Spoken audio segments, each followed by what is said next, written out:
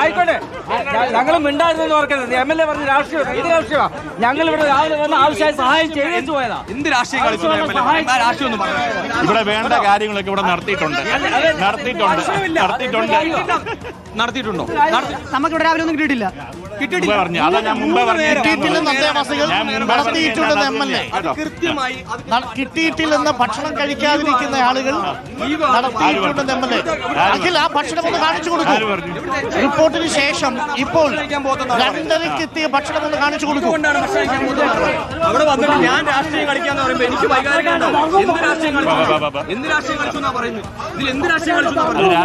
നാട്ടുകാർക്ക് അതൊക്കെ നാട്ടുകാർക്കറിയാം. നാട്ടുകാർ അറിഞ്ഞാൽ മതി. ഇത് ദുരിതാശ്വാസ ക്യാമ്പാണ്. ആ ദുരിതാശ്വാസ ക്യാമ്പിൽ 2:30 ആകുമ്പോഴേക്കും പറഞ്ഞിട്ടില്ല. ഭക്ഷണം കിട്ടാത്ത മനുഷ്യര് ഭക്ഷണം എത്തിക്കുമ്പോ മാധ്യമപ്രവർത്തകരുടെ കയർത്ത് MLAയുടെ ഭീഷണി. സ്ഥലം വിടാമെന്ന് വേണ്ടില്ല.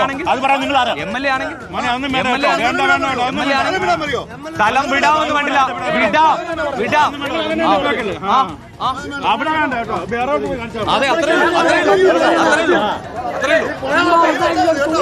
ആയിക്കോട്ടെ.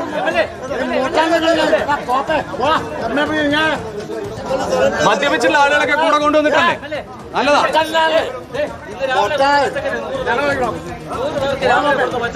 ഇവിടെ എല്ലാവരും കിട്ടില്ല എന്ന് പറയുമ്പോൾ MLA കിട്ടിയെന്ന് പറഞ്ഞിട്ടാണ് പോകുന്നത്. അഖിൽ, ആ കൊണ്ടുവന്ന ഭക്ഷണം കൊണ്ടുവന്നതാ റിപ്പോർട്ടർ വാർത്തയെ തുടർന്ന് municipal councillor, village officer, health inspector, 3 നേരത്തെ ഭക്ഷണം നമ്മളിവർ വിളിച്ചു വരുത്തിയതാണ്. ഈ ഉള്ളിയും ഇതും വെട്ടിയിട്ടാൽ ഭക്ഷണമാവില്ല. പച്ചക്കറിയാണ് കാണുന്നത്. 125 പേർക്ക് കൊടുത്ത പച്ചക്കറിയാണ് ഈ കാണുന്നത്. എന്നിട്ട് പറയുമ്പോൾ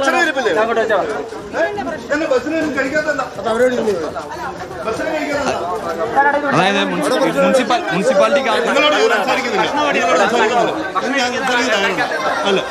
എന്താണ് വിഷയം? നിങ്ങൾ MLAയുടെ സ്ഥലം വിടാൻ പറഞ്ഞ MLA എങ്ങനെ തുല്യാവുന്നു? ഓ, ആയിക്കോട്ടെ.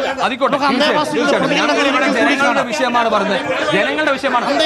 ഇവരോട് ചോദിക്കുന്നേ, എന്നോട് ചോദിക്കണ്ട.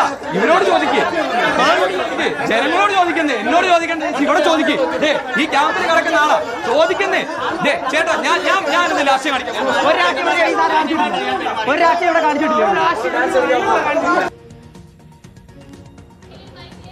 ഇന്നലെ വൈകിട്ട് വന്ന ഞങ്ങളിവിടെ എന്നിട്ട് പിള്ളേർ കഴിക്കാനായിട്ട് അവിടെ ചെന്നപ്പോൾ കുറച്ച് ശകലം ചോറ് കൊടുത്തു പിള്ളേർക്ക്. പിന്നെ രാത്രി അവർക്ക് വിശന്നിട്ട് ഇവൻ്റെ സ്കൂളിലെ സാറിനെ വിളിച്ചിട്ട് സാറ് രാത്രി കൊണ്ട് ബ്രെഡും പഴവും എല്ലാം കൂടെ കൊണ്ട് കൊടുക്കുമായിരുന്നു.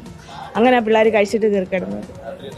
ഇല്ല, ഇപ്പൊ രാവിലെ ഒന്നും കൊണ്ടുവന്ന് ഈ നിറവ് കൊണ്ടുവന്നല്ലാണ്ട് വേറൊന്നും കൊണ്ടുവന്നില്ല. ഞങ്ങളിപ്പം കയ്യിൽ നിന്ന് കാശ് കൊടുത്ത് പിള്ളേർക്ക് ഭക്ഷണം മേടിച്ച് കൊടുത്തു. ഇപ്പോഴും ചോറ് മേടിച്ച് പിള്ളേർക്ക് കൊടുക്കുമായിരുന്നു. കയ്യിൽ നിന്ന് കാശ് മേടിച്ച് കഴിച്ചിട്ടുണ്ട്.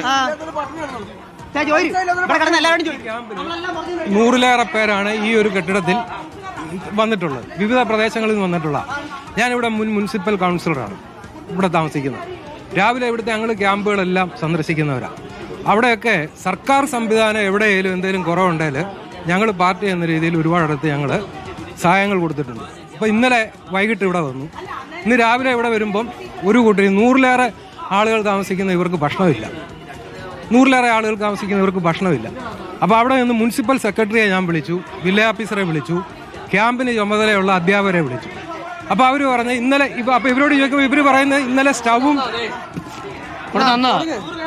ഇത് ഇത്ര 100 പേരെ കഴിക്കാൻ